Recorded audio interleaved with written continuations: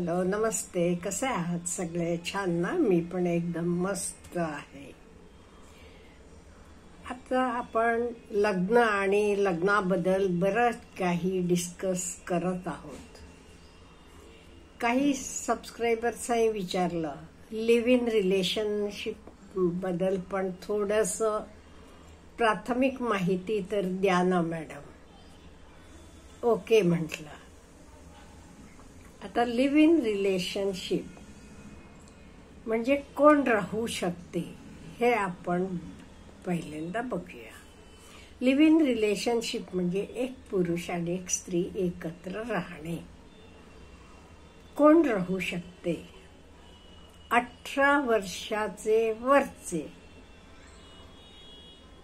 मुलगा आणि मुलगी राहू शकतात. ह्याला लिव्ह इन रिलेशनशिप म्हणतात. ह्यातला कोणी एकाचं लग्न झालेला असला तर लिव्ह इन रिलेशनशिप नाही बनत. आणि हे लिव्ह इन रिलेशनशिप मध्ये ते जगतात तेव्हा ते कसे राहतात? ते एक पती पत्नी सारखेच स्वतःचे विचारांनी राहत असतात. ह्याच्यासाठी हल्ली लिव्ह इन एग्रीमेंट पण केलं जाते.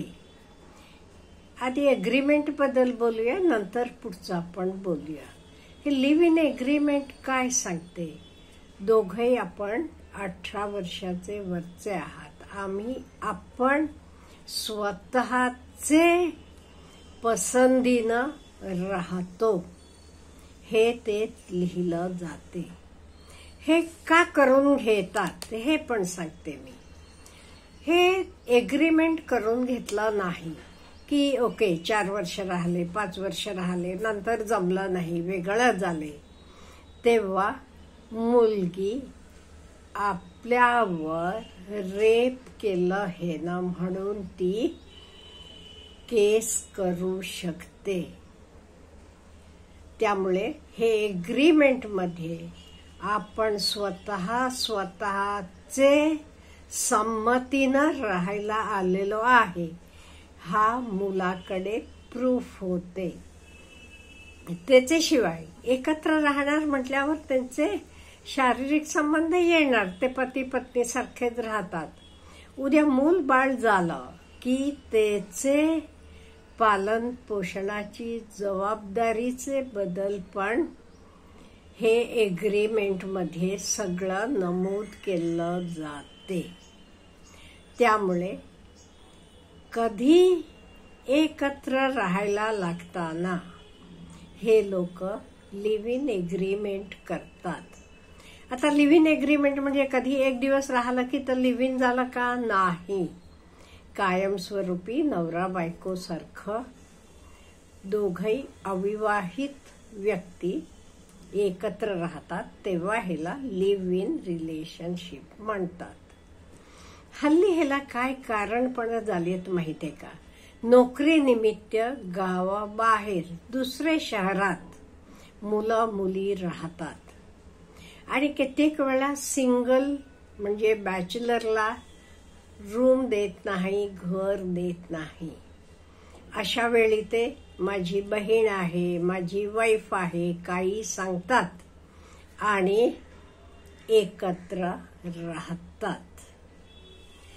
आता एकत्र राहिले म्हणजे उद्या तू माझ्याशी लग्न करायला पाहिजे असं बंधन होते का? नाही. कधी ते दोघही हे बंधनातनं बाहेर पडू शकतात. ह्याला लिव्ह इन रिलेशनशिप म्हणतात.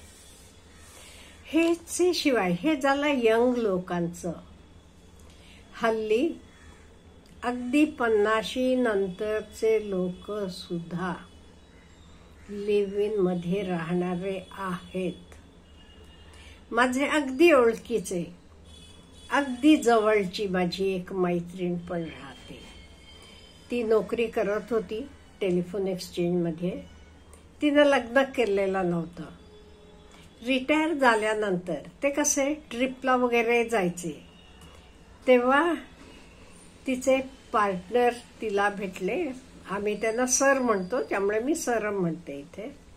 सरांची आणि तिची गाठ पडली. सरांची बायको कॅन्सरनं वारलेली होती.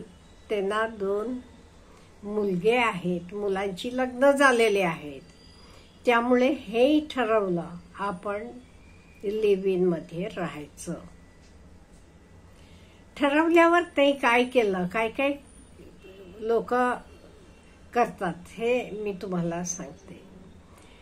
ते ग्रहस्थांना म्हणजे ते सरांनी त्यांची प्रॉपर्टी जे काही होती, शेती असेल, घरदार असतील, पैसे असतील, काही तर सगळं मुलांचे नावानं करून दिलं. मेन मुलांचा विरोध का असतो, प्रॉपर्टी कुठेतरी जाईल म्हणून.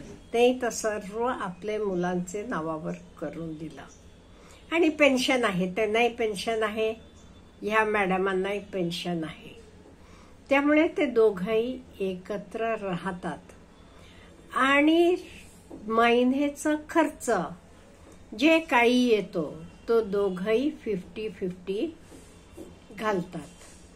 त्याच्याशिवाय मॅडमांना काही दागिने घ्यायचे असले, कपडे लत्ते तर त्यांचं त्या घेतात. सरांना काही घ्यायचं असलं की सर त्यांचं ते घेतात. आणि एवढी त्यांना आता समाज मान्यता मिळालेली आहे, म्हणजे कुठेही लग्न समारंभांना ह्याला त्याला बोलावलं जाते, ते दोघंही एकत्र जातात, एकत्र असतात. एक दिवस काय घडलं मी सांगते. ती माझ्याकडे आली होती. आता दुपारची वेळ झालेली होती. मग मी म्हटलं, अगं जेवण करूनच जाता, जेवायच्या वेळेला आली अशी म्हणताना हो म्हणाली. मग आम्ही गप्पा मारत होतो, तोपर्यंत सरांचा फोन आला. अगो तू जेवली आहेस का म्हणून. तसा तिनं फोनवर बोलली आणि मग म्हणाली, बघ एवढ्यासाठी कोणीतरी एक माणूस असायला लागतो, आपली काळजी घेणारा. मी जेवले का विचारणारा माणूस तरी मला मिळाला, म्हणून मी राहते. मग असं बोलताना आम्ही म्हटलं होतं, ते तुम्ही लग्न का करत नाही. त्याला तिचं म्हणणं आहे, लग्न करून मला अडकायचं नाही, लग्न केलं की आपण अडकलो ते. हे कसं मला पटलं नाही, नको वाटलं. माझं मी वेगळी स्वतंत्र राहू शकते. अशा रीतीनं छानपैकी राहतात ती. आणि एक जोडपं पण आमच्या ओळखीचं आहे. ते असे त्या रिटायर्ड शिक्षिका आहेत, प्रिन्सिपल होत्या. आणि ते काकांच्या पण पत्नी वारलेल्या आहेत. आणि त्यामुळे दोघंही एकत्र राहतात. सगळे म्हणतात लग्न करा म्हणून, पण त्यांना लग्नाचे फंदात पडायचंच नाहीये. त्यामुळे अशी ह्यात आपल्याला माहितीतली आपल्याला माहिती न असलेली अशी कित्येक हजारो लोक असतील. त्यामुळे हे लिव्ह इन रिलेशनशिप हळूहळू जरा वाढत चाललेलं आहे. फक्त यंगस्टर्स मध्येच असं नाही, 50 पुढची माणसं सुद्धा लिव्ह इन मध्ये राहायला लागलेली आहेत.